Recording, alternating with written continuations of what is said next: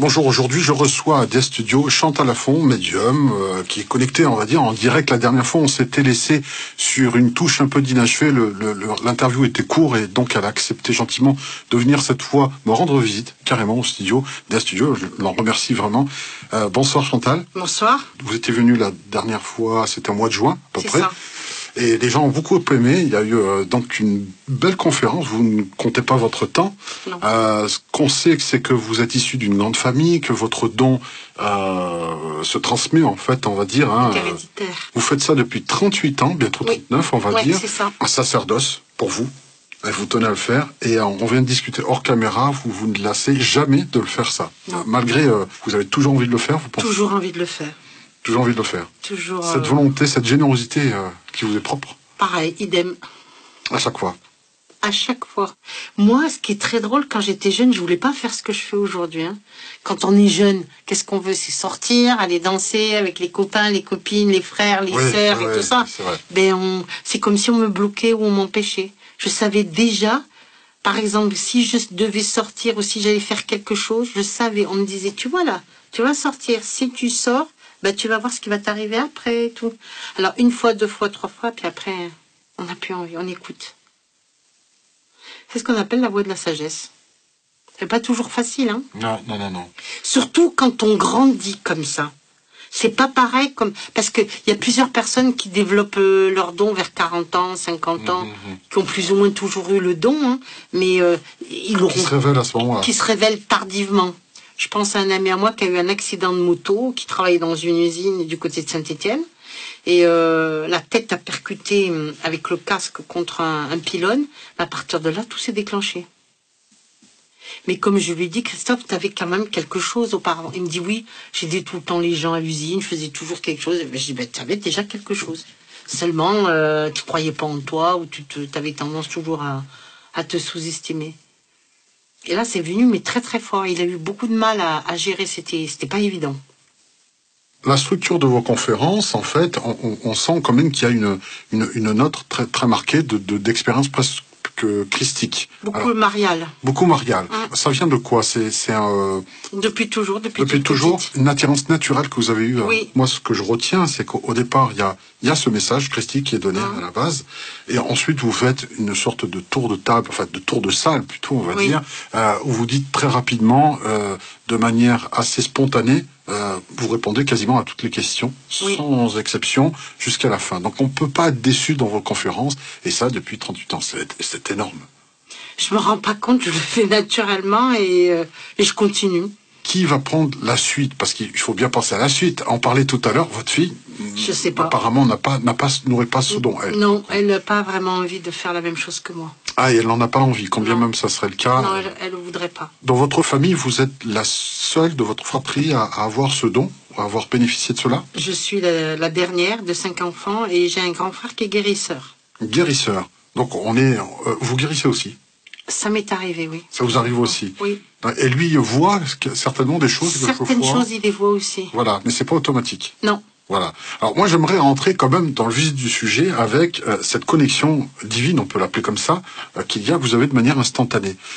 Moi, j'étais impressionné par la spontanéité avec laquelle vous êtes capable de répondre comme ça en un claquement de doigts, alors que beaucoup ont besoin de support, de cartes, de boules de Kistrar, de marre de café, d'un tas de choses. Vous non, et qui vous parle? Comment ça se passe? Vous entendez une voix? J'entends les voix, j'entends mes guides qui me parlent, et puis j'entends aussi les défunts qui me parlent surtout. Les défunts? C'est-à-dire, je les vois et je les entends. Je suis médium clairaudiente. Je vois et j'entends, j'ai le son et l'image. Les deux? Oui. Donc vous pouvez voir dans cette pièce, par exemple, s'il y a des défunts autour de moi, ça, vous pouvez le voir. Tout à fait. Est-ce qu'on peut savoir s'il y en a ou pas? 3. 3, il y en a 3. Oui. Et ce sont des personnes qui sont pas forcément de ma famille, qui peuvent être d'autres défunts ou des gens qui m'accompagnent? 3 personnes. Il y a 2 hommes et une femme. 2 hommes et une femme. Alors, par exemple, pourquoi sont-ils là? Ils ont chacun une raison, je suppose. Mais à chaque fois, pourquoi ils sont là? Là, pour l'instant, ils m'accompagnent, ils me disent. Tout le monde a comme ça des entités, on va dire, bienveillantes, oui. Chez soi. C'est normal, ça? Normalement, oui. C'est logique. On peut avoir des entités bienveillantes et des entités malveillantes aussi. Ah, les deux fonctionnent. Les deux fonctionnent. Lorsqu'elles sont bienveillantes, c'est pourquoi? Pour nous amener un peu plus de chance, nous conseiller? Nous protéger, nous guider, nous nous prendre un peu, comme je dirais, par la main pour nous faire avancer sur notre chemin spirituel. Ces personnes qui sont chez moi, qui sont dans mon studio ou autre, peuvent communiquer avec moi et je peux les entendre par moments. Oui. Bon, la réception n'est pas très très bonne, pas aussi claire que vous. Et c'est dans ces moments-là qui me guident lors d'une décision importante à prendre. Tout à fait. Ils vont m'influencer pour que je prenne la bonne décision, Tout par à exemple. fait. Ça va être ce genre de Pour choses. vous guider, tout simplement. Guider. Avec une bonne personne, une mauvaise personne, pour voir qu'est-ce qui va pas. D'accord. Et vous permettre d'avancer dans votre vie. Le but, c'est ça. Toujours sur les routes depuis 38 ans, vous ne faites pas que ça. Non. Moi, je vous ai demandé à quoi vous fonctionnez, à quoi vous carburez, en fait. Rien. À l'au-delà. À l'au-delà, c'est une énergie. L'Odyssée. C'est une énergie inépuisable, en Ouais, fait. tout le temps, tout le temps. Alors, votre fille se plaint, elle se dit qu'elle a du mal à vous suivre. Elle est plus jeune, devrait avoir plus de pêche, mais c'est pas le cas. Ce que je voyais, c'est vrai que je voyage beaucoup pour aller aider beaucoup de personnes. Les personnes qui sont endeuillées, les personnes qui ont perdu un enfant, un mari, une femme, etc. Et il y a de plus en plus de demandes. Quelles sont les demandes qui sont les plus récurrentes habituellement? Est-ce qu'ils se demandent simplement est-ce qu'il est bien arrivé là-haut? Est-ce que tout va bien pour lui? Voilà. C'est ça? C'est être rassuré. Oui, être rassuré en premier temps, et je dirais aussi savoir où est-ce qu'il est, qu'est-ce qu'il fait, s'il est bien arrivé, s'il est dans la lumière. Et si tout se passe bien pour lui, tout ça, etc., etc. Si les personnes viennent souvent les voir et comment ils peuvent nous... Les morts communiquent avec nous par les bruits, par les odeurs, par les déplacements d'objets, par les rêves, messages par les rêves, et puis après par la clairvoyance aussi. Donc un rêve qu'on peut penser être saugrenu, quelquefois il y a un message caché derrière de leur part. Tout à fait. Un moyen Ou alors pour vous eux. pouvez les voir pour communiquer avec nous.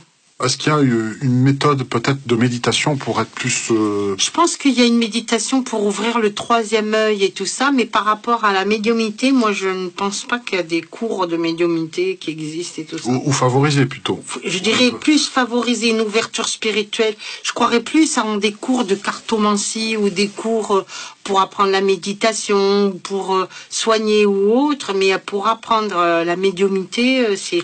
Médium, ça veut dire milieu, intermédiaire entre le ciel et la terre, ça veut bien dire ce que ça veut dire, et c'est communiquer et entendre et voir les défunts.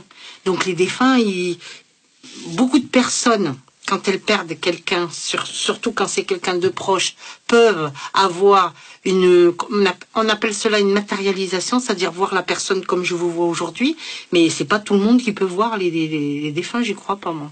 C'est une croyance que j'ai lue une fois quelque part, c'est peut-être une bêtise, hein, chacun a ses forces et ses faiblesses dans ses explications, mais soit on a l'image, soit on a le son, mais rarement les deux. Oui. Pour quelqu'un qui est non médium, je peux soit voir un défunt, soit l'entendre, mais pas les deux, comme s'il n'y avait pas suffisamment d'énergie pour libérer les deux. Quelle est votre position à ce sujet? Moi, je vois les défunts qui me parlent. Et vous les voyez comme ils étaient incarnés? Pas toujours. J'ai souvent des messages aussi de personnes qui sont décédées très âgées et qui se présentent physiquement à moi à l'âge qu'ils auront aimé le plus dans leur vie. Exemple, une personne qui meurt à 90 ans, de maladie ou autre, et qui était dégradée et tout ça, se présente à l'âge de 25 ans, habillé en militaire ou autre. Une période heureuse de sa vie. Voilà, une période heureuse de sa vie où il sera le mieux dans sa peau, le plus... Une belle période pour eux. Une belle période pour eux, voilà. où ils seront le mieux dans leur peau et qui les auront marqués. Et ils vont se présenter comme ça. C'est à nous de comprendre. Ils nous font des farces aussi, les défunts. Ah, ils sont farceurs aussi. Oui. Donc des fois, ils ont de l'humour. Oui, ils ont beaucoup d'humour. Ah, ils ont beaucoup d'humour. Certains ont énormément d'humour.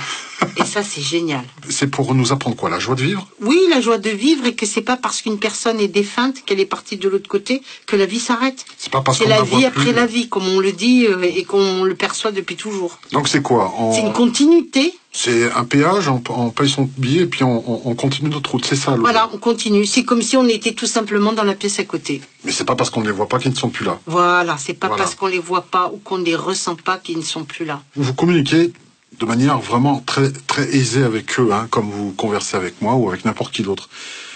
Vous est-il arrivé de converser, vous, à votre tour pour leur poser des questions? Parce que est-ce que c'est unidirectionnel ou ça va dans les deux sens? Ça va dans les deux sens. Vous leur parlez aussi? Oui, bien sûr. Quelles sont vos demandes quelquefois? Je demande déjà s'ils sont bien, s'ils ont besoin de quelque chose. S'ils ont besoin de prière, s'ils ont besoin qu'on aille, par exemple, aider les personnes ou autres. Eux peuvent avoir besoin de prière, donc d'aide aussi. Voilà, d'aide. Pourquoi ils sont bloqués? Qu'est-ce qui se passe? Parce qu'ils sont bloqués, et là, on peut faire appel à deux choses. Soit un passeur d'âme pour l'aider à monter et aller vers la lumière, soit un médium pour essayer de savoir qu'est-ce qui se passe. Quelles sont les raisons qui peuvent les bloquer?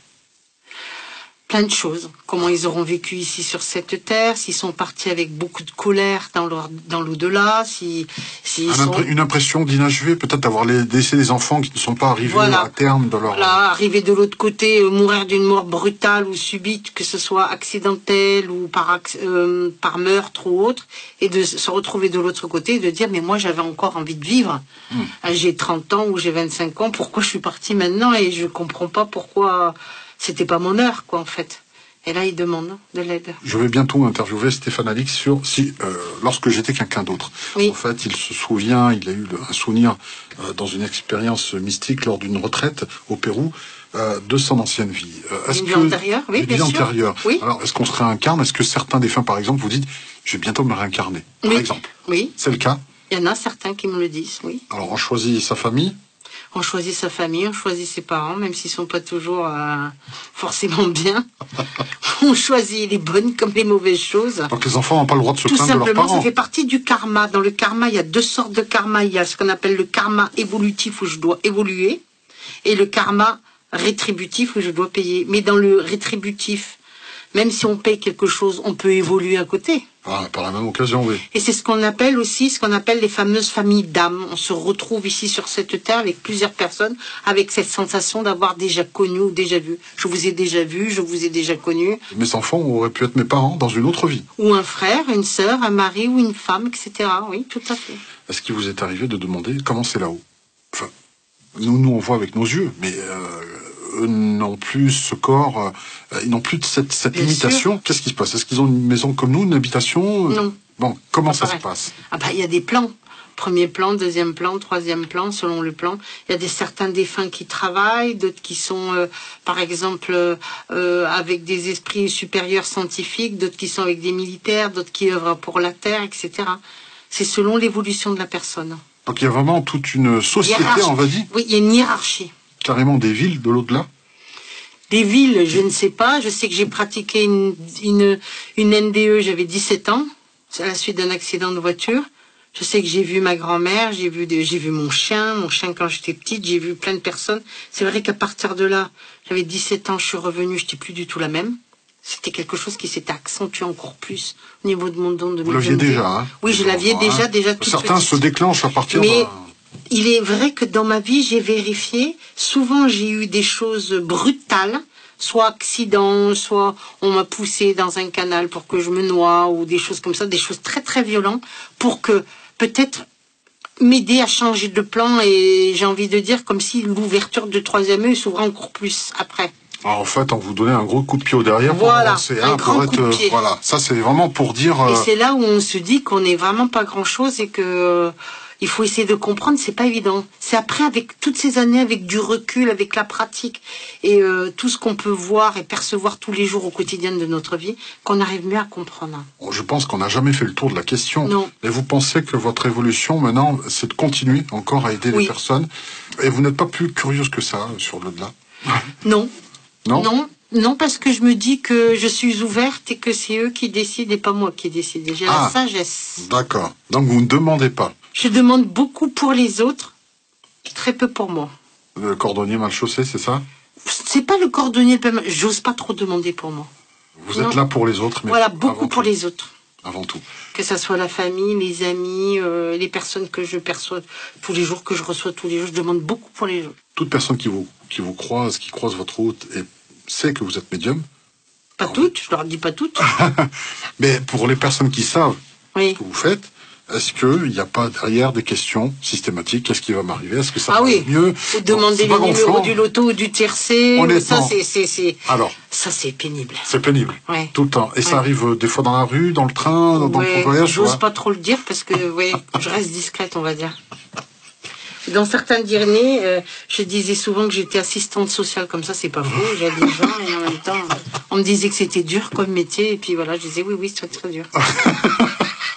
C'est de l'humour. Mis à part les conférences, il y a aussi le fait que vous consultez aussi. Oui, tout à fait. Et ça se passe chez vous, dans votre cabinet. Chez moi, ou quand je pars en déplacement, le lendemain, ou la veille. Là l'hôtel où vous résidez ou autre. Voilà, l'hôtel où je réside ou autre, là je fais mes consultations. Et je revois des gens depuis 20 ans, 25 ans. Qui vous suivent ans. Ouais. Vous êtes une star, hein? Non, je suis pas une star, non. Vous 38 ans quand même, il serait temps, oui. Non, mais je revois, c'est vrai que j'adore revoir les personnes que je connais depuis des années et voir leur évolution, leur chemin de vie, quoi, en fait. Si une personne vous demande, voilà, que va-t-il m'arriver, ça doit tourner autour de l'argent, du divorce, de l'amour, de choses comme ça. Tout, la santé, tout. La santé aussi, ce qui est le plus important, hein, j'ai appris mes dépens aussi. Vous m'aviez prévenu d'ailleurs au mois de juin, effectivement, j'étais hospitalisé après. Hein, voilà, je le confirme. Mais ça va beaucoup mieux aujourd'hui. Tant mieux. Lorsque les personnes vous confirment ce qui s'est passé, bon, c'est bien, mais lorsque vous prévoyez... Souvent, je m'en souviens plus. Vous en souvenez pas, mais est-ce qu'il y a... Heureusement, je note parce que je me souviens pas. Est-ce qu'un avenir est prédit par un médium ou par une voyante ou autre, et quelque chose d'inaltérable, marqué dans le marbre, où les choses peuvent changer? Non, les choses peuvent changer. D'accord. Certaines choses peuvent changer. Alors, vous dites certaines. Oui, il y a des règles. Sauf la fatalité ou la justice. On peut développer? Sur la mort. Ouais. Ça peut être reculé dans le temps ou quelque chose comme ça. Ou la justice, toutes les choses qui sont en rapport avec la justice. Mais vous parlez pas de la justice terrestre, on parle d'une justice céleste hein, dans ce cas-là. Donc c'est les fameux coups de pied qu'on nous donne au derrière pour nous faire avancer. Pour nous faire avancer. Là, ça c'est inévitable. Il y a une programmation à dire, là, il faut que tu avances mon coco, sinon ça va pas la faire. Voilà. Souvent des personnes qui sont dépouillées de tout, qui doivent tout renouveler dans leur vie, ou qui sont ruinées, ou qui perdent tout, ou qui ont eu par rapport à des ennuis de santé ou autres, qui ont tout perdu, qui doivent tout renouveler. À 40 ans, 50 ans, 30 ans, peu importe l'âge ou quoi, mais c'est très difficile. Là, ils ont une leçon à comprendre. Ils ont une sacrée leçon à comprendre. Et quand vous leur annoncez ça, bon, je pense que ça vous est arrivé, comment ils le prennent? C'est injuste, c'est pas normal, ils ont œuvré toute leur vie pour ça. Voilà, ou alors c'est pas normal, ou c'est comment ça se fait, parce que vous savez très bien que tout le monde veut tout de suite, et tout de suite, c'est pas possible. Non. Parce que le temps que nous avons ici sur cette terre n'est pas le même temps qu'il y a dans l'au-delà. Est-ce qu'il y a quand même un temps? Mais très ralenti. Oui, c'est-à-dire que ça fonctionne pas pareil. C'est le plan de la 4e dimension, ça fonctionne pas du tout pareil. Pas du tout pareil. Beaucoup de gens sont très pressés et je dirais il faut avoir la sagesse de pouvoir attendre, de comprendre et je dirais de lâcher prise. C'est tout un travail ou une entreprise strictement personnelle. Des conseils peut-être pour lâcher prise, je crois que c'est le plus difficile. Méditer, prier, essayer de ressentir, de travailler sur soi, faire un grand travail sur soi. Et pour autant, en restant ancré, on s'est bien accordé pour vivre, donc il ne faut pas non plus rester perché. Voilà, j'ai pas dit qu'il faut être tout le temps perché, mais il faut essayer de joindre, comme on dit, l'utile à l'agréable. Faire l'équilibre entre les deux. Faire l'équilibre entre les deux. Et ça, c'est pas facile. Il y a cette frontière entre la vie et l'au-delà. Je vais pas parler de mort, parce que c'est la vie après la vie, hein, et pas la vie après la mort. Oui. Pourquoi cette imperméabilité qui nous est imposée? Parce que beaucoup de gens aimeraient bien parler avec les défunts. Moi, j'ai des chers disparus avec lesquels je me ferais une joie, vraiment. Oui, mais il y a beaucoup de gens, vous le savez très bien, qui disent « j'aimerais bien parler avec mon père ou avec ma mère ». Et dès qu'ils les voient ou quoi, la première des choses, la première action, qu'est-ce qui se passe? Ils ont peur. C'est vrai. Et ils se cachent, ou sous la couette, ou ils se cachent, ou ils parlent plus, ou ils crient. Ou... Et les défunts ressentent ça, et donc ne vont pas accéder... Et souvent, le défunt peut choisir aussi la façon dans laquelle il va se manifester afin de ne pas faire peur, soit à sa femme, ou à son enfant, quoi. Ça, c'est intelligent. Là, j'ai perdu un ami il y a peut-être 2 mois de cela.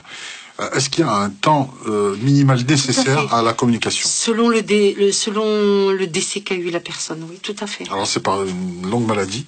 Si c'est du cancer, par exemple, il faut attendre à peu près, c'est ce que j'expliquais à une dame il n'y a pas longtemps, à peu près entre 6 à 8 mois pour que la personne elle soit vraiment commencé bien à monter. Pouvez-vous nous donner des détails sur ce protocole? Moi, ça m'intéresse. Est-ce qu'il y a un peu comme à l'armée, on fait ses classes? Qu'est-ce qui se passe pour une âme qui monte? Non, c'est-à-dire que c'est avant de partir, l'âme, elle a beaucoup souffert.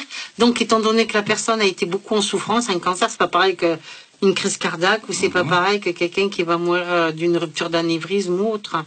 Donc, c'est pas du tout la même souffrance. Il faut tenir en compte toute la souffrance qu'aura eu la personne avant de quitter cette terre. Et donc, si par exemple une personne a eu un cancer qui a traîné pendant un certain temps, et la personne était épuisée, fatiguée ou autre, il faut un certain temps pour qu'arriver de l'autre côté, elle se repose pour pouvoir retrouver comme une certaine énergie. Et c'est une façon d'oublier cette souffrance terrestre pour pouvoir enfin... Non, c'est un repos en quelque sorte. On dit que l'âme se repose. Et c'est nécessaire, obligatoire à la base. Selon le décès que nous avons, oui. J'avais un ami, enfin le frère de ma meilleure amie qui est décédé. Lui, en fait, ma meilleure amie était tombée malade d'un cancer du sein, donc médicalement, elle était condamnée par la médecine, chirurgie et tout ce qui s'ensuit, tout ça.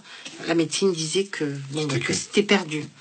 Elle, je l'ai beaucoup aidée, elle a guéri, elle va mieux maintenant. Aujourd'hui, elle vit, elle refait sa vie, elle a beaucoup changé, tout, grâce ou à cause ou par rapport à sa maladie, on est d'accord? Elle a beaucoup évolué, hein, parce qu'avant, elle avait pas mal de choses qu'elle avait du mal à comprendre. Mais après, ce qui s'est passé, c'est que son frère, il est décédé d'une rupture d'anévrisme. Et son frère, il avait à peu près l'âge de 45 ans, il était en pleine forme, mais toujours, lui, comme je lui disais toujours, mais toi, t'as un portable qui est greffé à l'oreille. Il avait le portable tout le temps non-stop. Et je disais, c'est pas bon, c'est pas bon, c'est bon. Et puis en rigolant, nous étions à la plage, on était plusieurs, et on rigolait, on discutait, puis tout d'un coup, il me dit, puis je lui dis comme ça, ben, le premier qui décédera, il fera un signe à l'autre. Tu te rappelleras? Il m'a dit, pas de problème. Puis donc j'étais ma meilleure amie, lui, sa femme, ses enfants, moi, on était à table plusieurs personnes. Effectivement, il est décédé, rupture d'anévrisme. Le signe qu'il m'a donné, j'étais dans une chambre d'hôtel à Paris, et il habitait la banlieue parisienne. Hein. Toute la nuit, il m'a fait allumer et éteindre les lumières de chaque côté de mon lit. J'ai débranché les prises, toute la nuit. Il voulait me dire, quel message il voulait me dire? Je suis dans la lumière. Et ça, je trouvais ça magnifique. Après, plein de signes, tu conduis, tu vois son prénom marqué en gros sur un camion, tu vois plein de choses extraordinaires, quoi. Et qui confirment que... Mais on est sourd, en fait. On est sourd et aveugle. Enfin, moi, j'essaie de pas trop l'être, quoi, mais... Non, mais la majorité des gens... Oui, la majorité. Il regarde pas, il voit pas, puis après, il s'étonne. Ah, mais oui, mais il y a ça, là, c'est bizarre, comment ça se fait? Ben, j'ai dit, ben oui, mais tu comprends pas. Des fois, il y a des choses, c'est évident pour moi. Et il y en a, tout le monde en a. Il n'y a pas que les médiums qui en ont. Non. Ça, c'est tout le monde qui peut en avoir. Tout le monde peut avoir de la clairvoyance. Et c'est ça qu'on mélange. Pas avoir de la voyance et tout ça. Mais la médiumnité, moi, je suis pas tout à fait d'accord. Il faut être attentif aussi. Voilà. Tout simplement attentif aussi. Et puis, en fonction de son évolution, si on est spirituel ou si on l'est pas du tout aussi. Hein. On peut demander de l'aide en s'adressant directement aux défunts, pas forcément à son guide ou autre. Oui. Parce que moi, on peut demander aux défunts de nous aider, oui, tout à fait, oui. De nous protéger, tout ça, oui. D'accord. Et vice-versa, comme je disais tout à l'heure, on peut demander à son père de nous protéger et c'est un ami, ou ça va être une sœur, ou ça va être un chat ou un chien. C'est bizarre, mais c'est comme ça. Et pour des personnes qui ne sont pas forcément passeurs d'âme, on peut les aider simplement avec une neuvaine, une bougie, voilà, intention. Pour aider plutôt les âmes en peine comme ça, il faut mettre une photo, une bougie et des fleurs coupées, non empotées comme celle-ci par exemple. Coupées, afin que l'énergie de la fleur aide pour que l'âme puisse bien monter. Le défunt va sentir l'odeur et va voir la lumière et elle va être attirée tout de suite. Très bon conseil. C'est pas compliqué à faire. Non. Sauf éviter de mettre le feu à la maison, c'est tout. Pour les personnes qui sont atteintes d'Alzheimer, j'avais François De Witt, qui nous a quittés d'ailleurs, qui pensait que certaines personnes, à un certain stade, leur âme les avait quittées. Est-ce qu'elles sont vides? Non, je pense pas. Après des coques vides, c'est pas possible. Non. C'est pas... Je pense qu'elle est juste décalée, l'âme ou quelque chose comme ça, mais je pense pas qu'elles sont vides. Oui. Et l'âme ne peut pas être à 2-3 endroits différents. Elle intègre. C'est le principe d'un DE. Quand on se décolle... Ben oui, quand on décolle, tu vas pas te décoller à moitié au parfum, à moitié là, dans la baignoire, à la moitié... C'est pas possible. En ce qui concerne les anges gardiens, oui. Qui sont-ils réellement? Ce sont nos défunts? Il y a 3 choses. Il y a ce qu'on appelle l'ange gardien, les guides et les défunts. D'accord? Oui. L'ange gardien, c'est celui que nous avons depuis la naissance jusqu'à la mort et qui nous réceptionne à la mort. C'est notre gardien.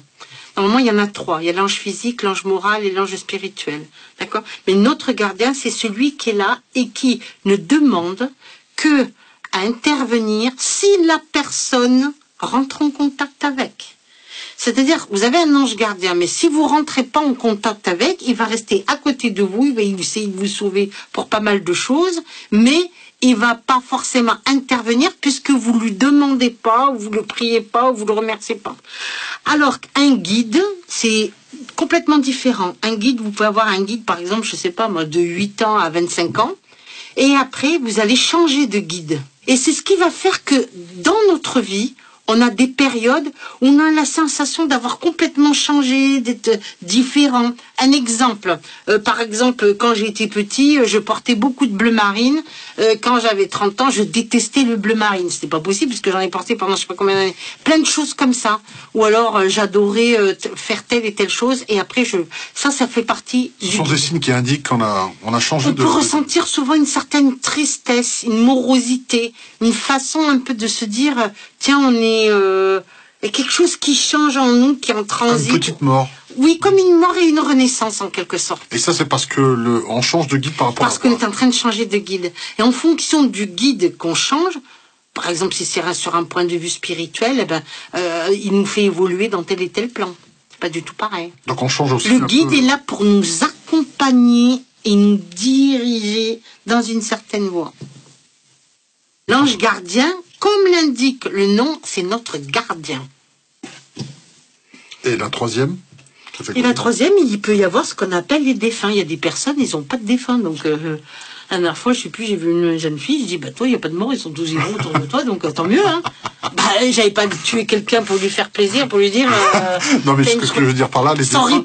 Non, mais elle avait personne. Et elle me dit, je comprends pas, parce qu'elle me dit, mais moi, j'ai l'impression que j'ai personne. Mes amis, je dis, ben oui, mais malheureusement, ta meilleure amie, elle a perdu son petit ami qui s'est tué en voiture. C'est pas du tout le même registre. Donc, elle a quand même quelqu'un qui est défunt et qui comptait énormément pour elle. Alors que toi, t'as ton père, t'as ta mère, t'as ta grand-mère, ils sont tous là pour l'instant. J'ai dit, tu as bien le temps d'avoir... Ça viendra. Alors, j'ai dit, pour l'instant, ce qui serait bien, c'est que tu pries ton gardien. Mais est-ce que les défunts, on va dire, vous avez séparé en 3 parties. L'ange gardien, les guides voilà, et les défunts. Les défunts peuvent quelquefois jouer le rôle de guide aussi. Bien sûr, ils peuvent nous accompagner. Voilà. Et puis, ils peuvent aussi donner ce qu'on appelle un relais. C'est-à-dire, vous avez un défunt qui est là depuis à peu près, je sais pas moi, 10 ans. Il y a une personne qui arrive derrière et qui vient de décéder. Eh ben, elle peut dire, bon, ben maintenant c'est toi qui prends le relais, moi je monte sur un autre plan et c'est toi qui prends le relais.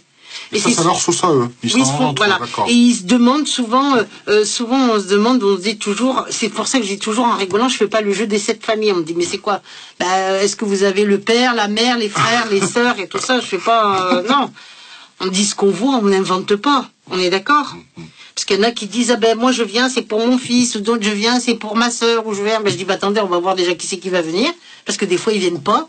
Donc ça m'est arrivé, moi, 2 ou 3 fois, de voir des personnes.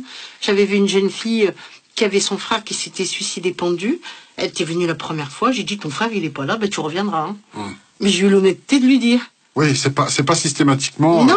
Et j'ai dit, par contre, là, t'as une grand-mère qui est là, machin. Elle me dit, oui, mais je suis pas venue pour ma grand-mère, je suis venue pour mon frère. Alors, comment on fait? On choisit pas le défunt qu'on veut qu'il soit à côté de nous. Voilà, des fois, on pense que c'est telle personne et c'est une autre personne. Alors, comment on fait? Il y en a forcément, lorsqu'il y a des défunts. Moi, j'ai obligatoirement des défunts. Mon assistante aussi, forcément, qui nous accompagne constamment. Oui. D'accord. Bon, heureusement, d'ailleurs. On n'est jamais seul. Non, jamais. Jamais. Et ça, c'est extraordinaire. Ça fait du bien de le savoir, surtout. Ça veut dire que même si on est seul, et qu'on se sent seul, au monde ou dans le monde, on ne l'est jamais, c'est pas vrai. Une très bonne nouvelle. Et ça, pour moi, c'est extraordinaire. On va dire que c'est le message dans vos conférences qui ressort. Hein. Ah oui, pour moi, c'est extraordinaire. Hein. Et dernièrement, ça fait 2 ans et demi, j'ai perdu ma chienne, qui était exceptionnelle pour moi. C'était mon amour. Puisque je faisais beaucoup de choses avec elle et tout ça. Et même arrivé de l'autre côté, les messages que j'ai d'elle, c'est extraordinaire. Et ce qui est magnifique, c'est de se dire que même par rapport à un animal, que de l'autre côté, ça continue. Et ça, pour moi, c'est extraordinaire.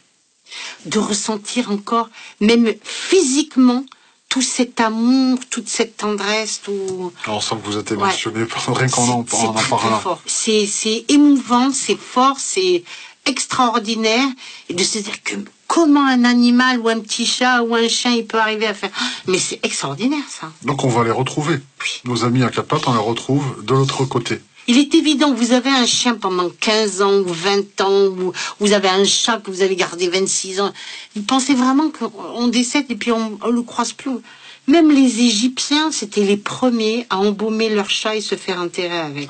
C'est qu'ils savaient et qu'ils avaient une certaine connaissance. C'était pas pour rien. Et je veux dire même mieux, ils choisissent aussi. Souvent, le chat ou le chien qui décède choisit peut-être l'autre animal qui va intervenir ou autre. Bon, ma chienne, elle était très jalouse et elle m'a pas envoyé un chien. Elle m'a envoyé 2 chats à nourrir, 2 chats errants. C'est comme si elle leur avait dit, va chez ma mère, l'auberge est bonne, elle va te donner des croquettes. Et puis voilà, et moi je trouve ça quand même génial. Et dans les 2 chats, j'en ai un qui est ultra sauvage et qui maintenant...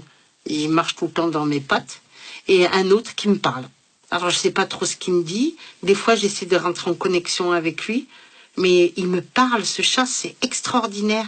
C'est comme s'il vient me voir, et il me parle, il me réclame à manger, à boire, il repart, il se retourne, il me parle, comme de dire, bon je reviendrai, t'inquiète pas. Et ça c'est merveilleux. Les animaux sont les êtres vivants qui ont certainement plus d'amour à donner, voilà. Qui nous le donnent vraiment, sans compter. Il semblerait donc qu'ils choisissent leurs propres successeurs. Ce sont nos guides dans le vivant. Tout à fait. Je donne à manger aussi parce que je suis comme ça, hein. Je donne à manger aux oiseaux et j'ai des tourterelles qui viennent chez moi et elles viennent me taper dans les vitres et tout ça, me laissent comme si elles viennent me dire tac, elles me tapent des coups de bec, c'est l'heure, allez, les graines. Hein, leur manque que la parole. Et c'est vrai quand on dit qu'il manque que la parole aux animaux, c'est la vérité. Votre chienne qui est décédée, les messages de l'au-delà, est-ce qu'ils sont différents d'un défunt, entre guillemets, humain? Ils sont... C'est pas pareil. Elle m'envoie des photos, elle m'envoie des signes, mais constamment.